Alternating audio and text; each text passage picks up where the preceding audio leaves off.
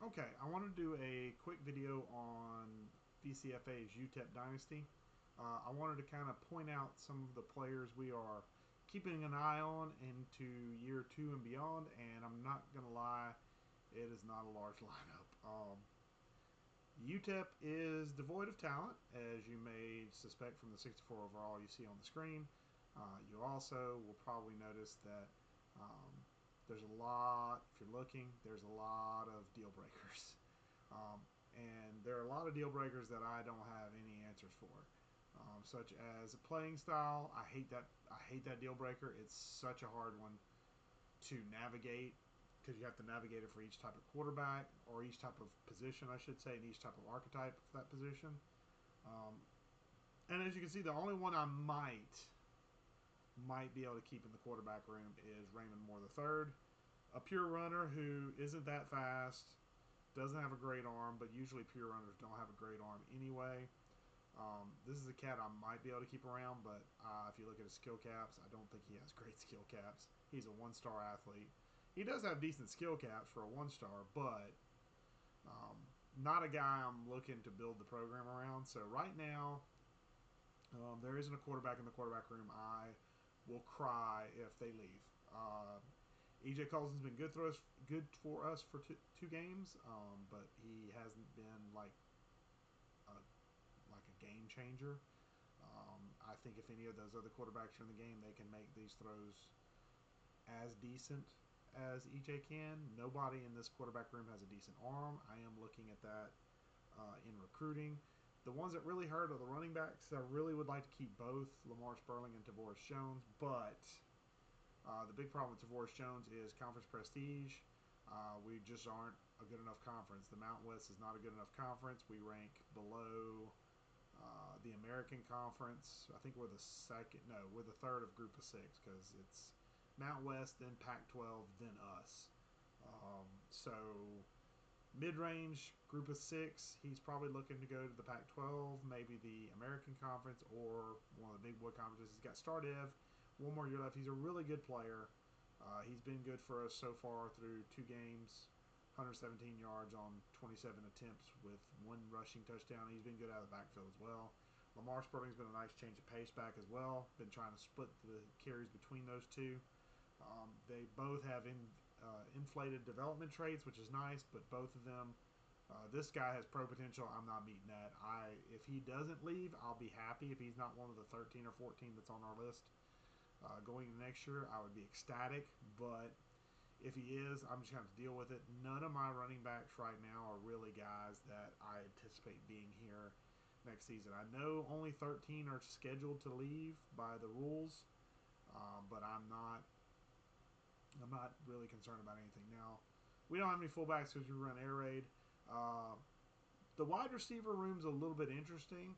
I would love to try and keep Jalen Brown because he does have the one of the few decent dev traits on the board is impact, but brand exposure is his deal breaker. He's a sophomore. He's probably going to leave at some point before we get done. So I'm not really leaning on developing him that much because I'm assuming he's going to be gone. If he develops, great. If not, I'm not going to cry. The one guy I am looking at in this room, though, that granted is normal development, but he's a guy that has good skill caps. I don't care for his archetype, but I will live with it, and that is Mason Ferguson. He's been really good for us through two games. He's, I believe, I think he's second in yards. I believe he's second or third in catches, has the one receiving touchdown. He's also had a punt return for a touchdown against Oklahoma, which was really big in keeping us close there. He's got good speed for a player at this level. 89 speed's really good for a player at this level.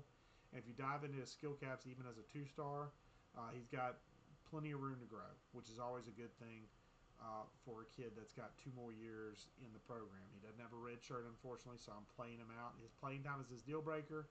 I can meet that. Now, the one thing about an elusive route runner, I did learn, is that unlike most archetypes, they do not build up spectacular catch or catch in traffic. Which are going to be a problem moving forward because, as you can see, he only gets catch and carry, and then he gets the routes and release. So While he might become a good one off the outside and be good once we get him some abilities, if we can, to do like cutter or double dip. Uh, but as far as his playing in the slots, probably going to be a bridge too far for this kid. He is 6 foot 185, but he cannot build up his catch in traffic or his spectacular catch. Now they're pretty decent at 72 and 78, but it's still he's not going to be a guy that we're going to rely on the slot. He's going to have to play outside. If we move him to the slot, it's going to have to be on a case by case basis, or just we're desperate because he's not going to be good at the position versus other types of archetypes. So, of all the guys we have in this room, like Raphael Campbell's got impact dev as well, but unfortunately, championship contender is his deal breaker. And I did some research before I kicked the video on. He doesn't have great skill caps.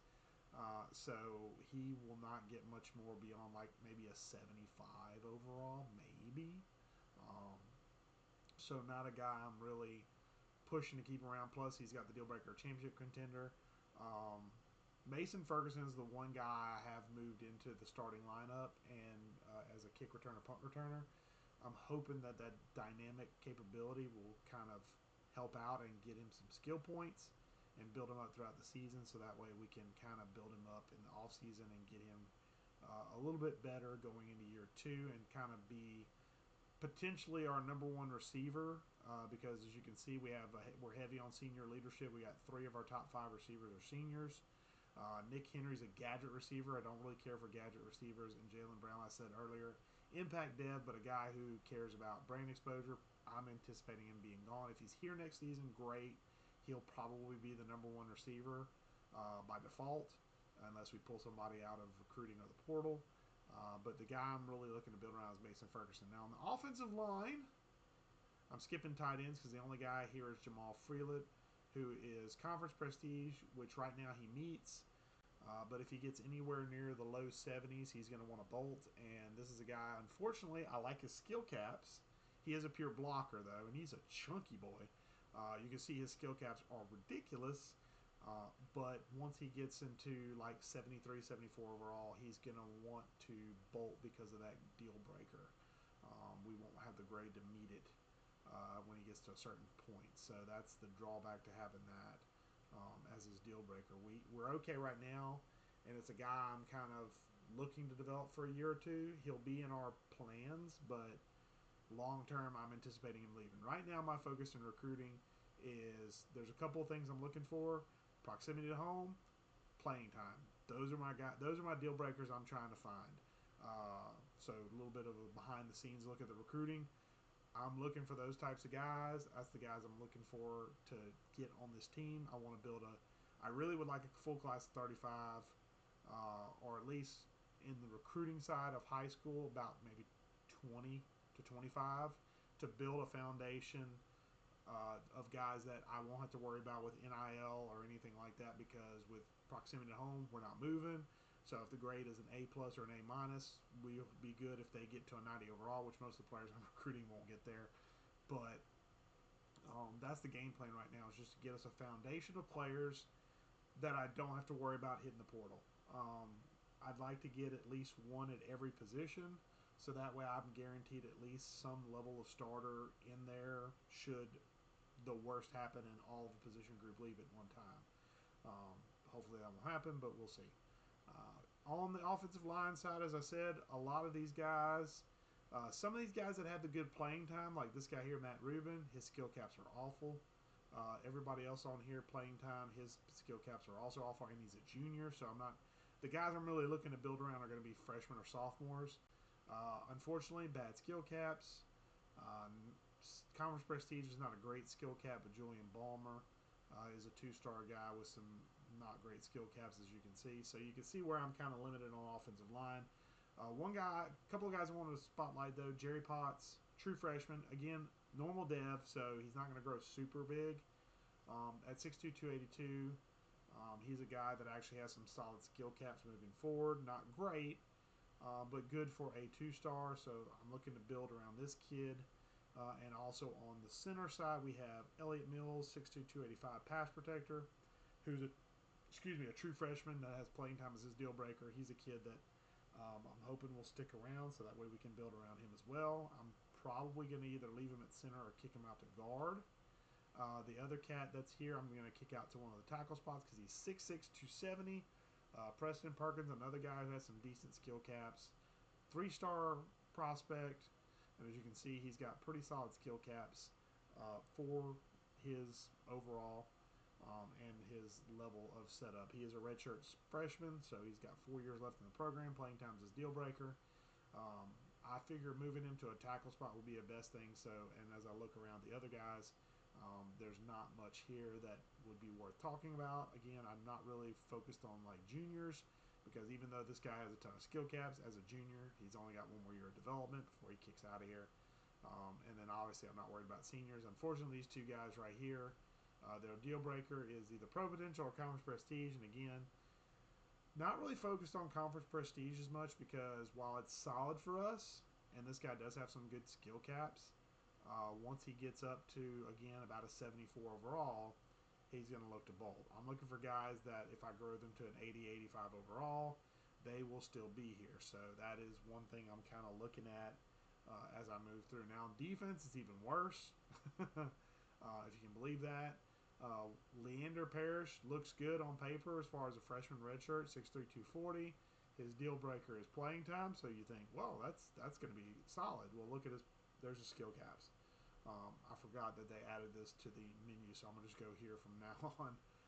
But as you can see, a lot of our guys, championship contenders, one I can maybe build up. Again, skill caps, his skill caps are better, but championship contenders one is going to be tough to build out. And I'm hoping that I can win some conference games and maybe build that up and keep some guys with championship contender off my list. And if so, he would definitely be a guy I'd like to build around, but I'm kind of not sitting on it right now because it's currently in the red, and that's a tough one to build up from the Mountain West. Now, D tackle, no, this is right edge, I'm sorry. Right edge, again, not a lot of stuff. A junior, true freshman. Nazir Atkins is, conference prestige is his deal breaker. He does have good skill caps. But again, conference prestige is one of those at a B- level, probably 74 overall, and he'll be looking to leave to go to another place. So I don't really want to develop somebody to have them just go use their talent somewhere else. I want to develop kids that want to stay here. So I'm not really looking at that. The one guy I am looking at on the front 4 side, at D tackle, is Dadrian Tinney Anderson. He wants playing time. He's a 6'2", 306 pure power guy with some solid skill caps. Pass rushing needs work, obviously. There's a lot of things that need work on this kid, but he is a true freshman. And considering where he is on the depth chart, I'm hoping that he doesn't want to bolt because of the playing time, because I'm hoping he gets a red shirt this first year. I'm not redshirting him. I never redshirt any of my guys because basically if you don't play them at least 4 games a year, they can qualify for that red shirt without you having to do it. So I basically kind of choose to use my depth chart as my red shirt. So essentially, he is buried on the depth chart to a point where he will be just sitting there for a while. Another guy I'd like to, I kind of want to play with, but I'm not sure if he'll stick around. Conference prestige is his deal breaker. And as you can see, if you look, 6'3", 220 pounds, why is he at defensive tackle? That's what I asked too. This is a guy I would probably move out to the edge because his skill caps for pass rushing are just off the charts. My worry is by moving him, I'm going to lower those skill caps because I know they put in a little trick last cycle to where if you move a guy from his initial position to a different position, the skill caps get all jacked up. I think, though, if he stays within the position group, so like if he moves to edge instead of deep tackle, he won't lose those skill caps, I think, if EA did it right. So that's what I'm hoping for. I might do a test dynasty and fast forward and see if I can do that and see if he loses the skill caps. But if he doesn't and he sticks around, a guy I could potentially build around a little bit. But again, conference prestige is not something I'm looking for. I don't want guys that are going to be bolting after a year or two. Linebackers, there's really not a whole lot here. Pro potential for whatever reasons at B+, but every year that's going to go down. So these kids that are here, now, like this kid right here, Vashawn Brunswick II, while he's here now, every year he's here, that grade's going to go down. So while he's kind of a guy I can play around with now, and I have it, I just went in. He's got good skill caps, but As that pro potential grade goes down, his desire to leave is going to go up, and he's a 60 overall right now, so he's not great. Defensively, yeah, we just need help all over the board. Rudy Moreland is playing time, but unfortunately, his skill caps are just garbage, so I'm not really worried about him. Just kind of pointing out the guys that you might look at and go, oh, that's a pretty good kid right there. Another kid, championship contender. Well, if we can keep that around, he's got good skill caps, but again, kind of not looking at that unless I absolutely have to, just because championship contender is kind of one of those tougher ones to get from a group of 6 setup. Cornerback, we are already thin in the room, and we're probably going to be thinner by the time we're done. The one guy I do want to highlight here is TJ Tillman. He has the size I like, which is always a good starting point. He's got 6 foot 165. Field corner, not my favorite, but his skill caps are solid, and playing time is a deal breaker. We can give him playing time. 87 speed is tolerable for right now at my program. At the level I'm at, 87 is actually probably a boon. I've played at programs that have had, like, their fastest corner has been 85 last year in New Mexico. So that's a kid that I can build around for the future, and he'll be here the entirety of his time at El Paso. Safety-wise, I've only got one safety that's even possibly staying past year 1. As you can see, we're quite heavy on senior leadership in the back end and safety, and at strong safety as well. One kid I'll probably highlight here, Josiah Jones has a little bit of skill cap room to grow, so that's a little bit of a solid piece for us, but championship contender, again, a tough one to grow up. Calvin Pollard, again, back there, solid skill caps, but nothing spectacular. There's really nothing other than Dadrian Tenney Anderson. There's not a whole lot on the defense that merits keeping. So basically, I'm hoping to do as well as I can with this group. Year 1, recruit a bunch of high school kids that either are proximity to home or playing time is their deal breaker, and I don't want to recruit too many at a spot because I don't want to have kids drop off because of playing time. In fact, my recruiting board right now already has a guy that I've given a scholarship to that's negative right now because I've been tinkering around with the board and adding some players that are better than him, and he is mad as a result. So, but he's got a scholarship still on. Hopefully, if the kid that I put on the board doesn't work out for whatever reason, he'll pop back up and I'll be able to put points back on him. But the main goal is we need talent. We need talent that wants to be here. So we're going through year 1 again. We're trying to keep off the 1 stars where we can.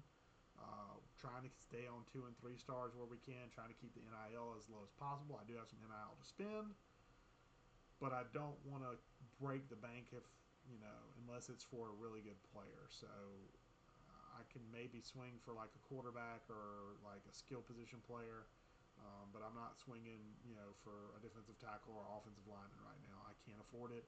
I'm trying to get value in those spots, and finding the computers being very tough this season. But that is the UTEP minors to watch for year 2 and beyond. I am Coach Winuvas of the UTEP Minors in VCFA. Thanks for watching, guys, and we'll catch you next time.